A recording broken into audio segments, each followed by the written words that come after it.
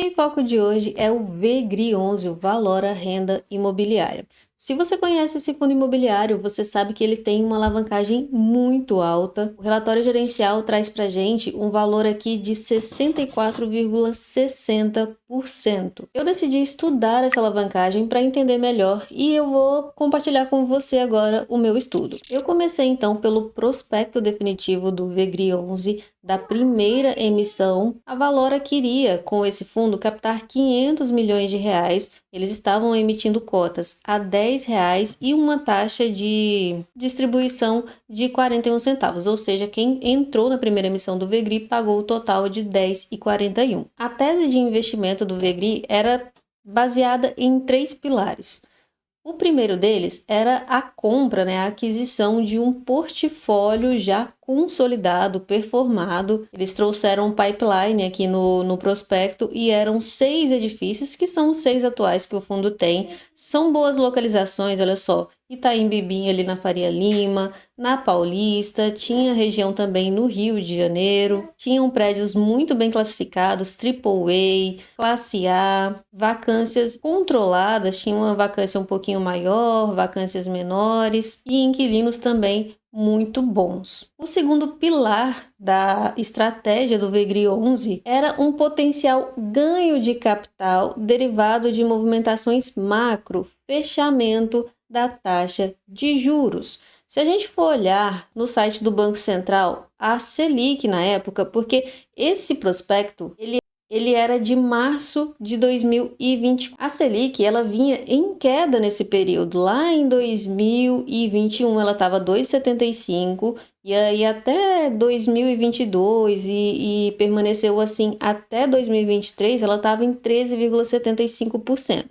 Então, ela começou a cair e todo mundo tinha essa perspectiva, tinha assim uma projeção de que a Selic chegaria a um dígito, então chegaria a 9%, 8%. Mas na época ali daquele prospecto do VGRI, ela estava em 10,75%. E a gente sabe que isso melhora o cenário macroeconômico, as pessoas começam a comprar mais e em relação ao setor imobiliário, as pessoas têm mais facilidade para vender, e para comprar imóveis. Então a gestão tinha a intenção de vender imóvel e realizar um ganho de capital.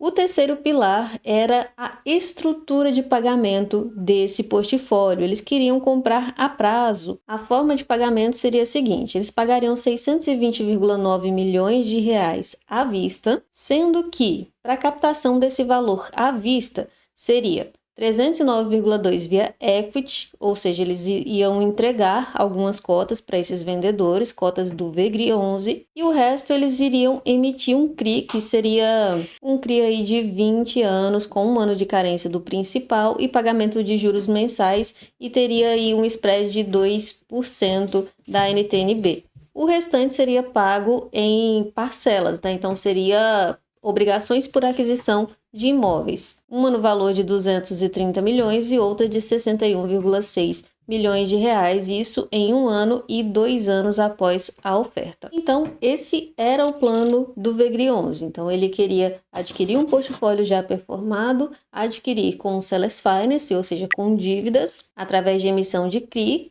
de parcelas futuras a serem pagas e via equity. Além disso, eles pretendiam, com a queda na taxa de juros, realizar um ganho de capital. O que aconteceu foi o seguinte: na prática, no anúncio de encerramento da oferta, eles conseguiram captar 334,8 milhões de reais. É um valor abaixo do pretendido, eles queriam 500 milhões de reais. O número de investidores aqui foi de 1.212, sendo que 41 deles eram outros fundos de investimento. Aqui já foi um problema, porque aí eles não poderiam estruturar a dívida como eles pretendiam, porque eles conseguiram captar menos, mas na minha visão, esse aqui não foi o maior problema do VGRI, longe disso.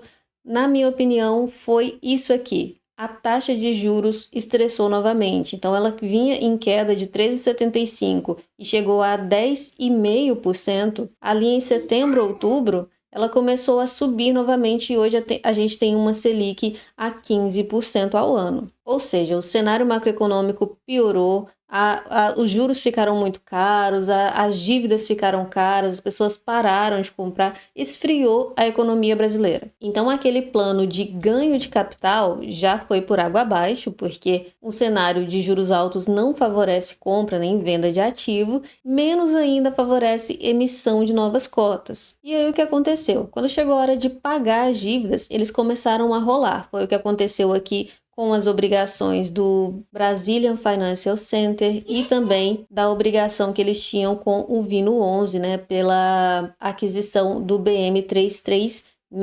Eles rolaram essas duas dívidas. Como assim? Eles tinham que pagar ali com dinheiro, que era uma prestação, e aí eles emitiram um CRI, pegaram o dinheiro do CRI e pagaram o credor. E a partir desse momento eles começaram a pagar um CRI. E aí, de acordo com o último relatório gerencial do VEGRI, o que a gente tem aqui? A gente tem duas parcelas que têm vencimento em março de 2026. Inicialmente eram uma para março de 2025 e outra para março de 2026, sem contar as duas do Vino que já foram pagas.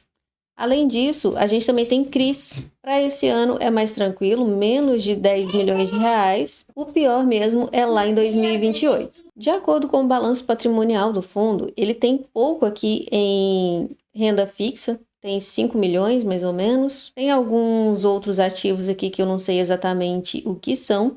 E aí tem o Sellers Finance, que são as duas parcelas que eu mostrei, e os CRIs são o equivalente aqui a 435,5 milhões de reais. Lembrando que esse valor ele vai mudando. Logo, o patrimônio do fundo, que poderia ser bilionário, né, porque ele tem ativos aqui de 1 bilhão, o patrimônio do fundo é de 369,9 milhões de reais. E aí? Você acha que vale a pena investir no VEGRI com essa alavancagem? Deixa aqui nos comentários, vamos falar sobre isso, eu quero saber a sua opinião. E eu vou falar agora dos rendimentos do VEGRI 11. Como ele está bem alavancado, ou seja, ele tinha essa estrutura de Seller Finance, então ele não tinha pagado ainda as parcelas dos imóveis, ele tinha o dinheiro em caixa e ficava rendendo e ele estava recebendo o aluguel de forma integral. Então, no comecinho lá do fundo, ele estava pagando um total aqui de 15 centavos por cota. Lembrando que ele é um fundo base 10, como eu falei, foi emitido cota a 10,41. Distribuiu esse valor até fevereiro de 2025, quando caiu para 12 centavos por cota. E ele pretende seguir aí com esse valor até fevereiro de 2026. Quando vai cair para 8 centavos por cota. Olhando aqui no status invest, a gente pode ver que o último rendimento pago foi de 12 centavos por cota e esse valor equivale a 1,4% ao mês, considerando, claro, o valor da última cotação aqui do mês. Em 2024, o fundo conseguiu pagar por cota R$ 1,47, é bastante coisa. E agora, no acumulado de 2025, já pagou 78 centavos por cota. Hoje, o VEGRI está sendo negociado a R$ 8,48. O valor justo de cada cota é R$ 10,56, ou seja, que ele está com 20% de desconto, com 16.916 cotistas, e a liquidez média diária é de R$ 382 mil.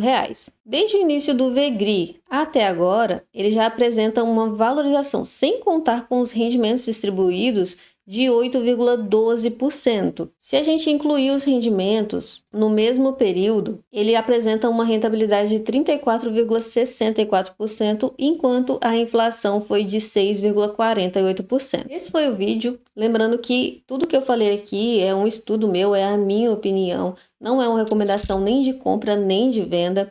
Na minha opinião, o portfólio do VEGRI não é o pior do mundo, muito pelo contrário. Na minha visão, o problema do fundo mesmo foi contar com o cenário macroeconômico brasileiro. Mas eu também tenho esperança de que um dia vai melhorar, não vai ser amanhã, claro, mas não é possível que fique assim para sempre, né? Mas essa é a minha opinião, eu quero saber a sua opinião, deixa aqui nos comentários. Você investe no VEGRI, você tem vontade de investir no VEGRI ou você quer passar longe dele? Fala aí, aproveita para curtir esse vídeo, se inscrever no canal, compartilhar e a gente se vê no próximo vídeo.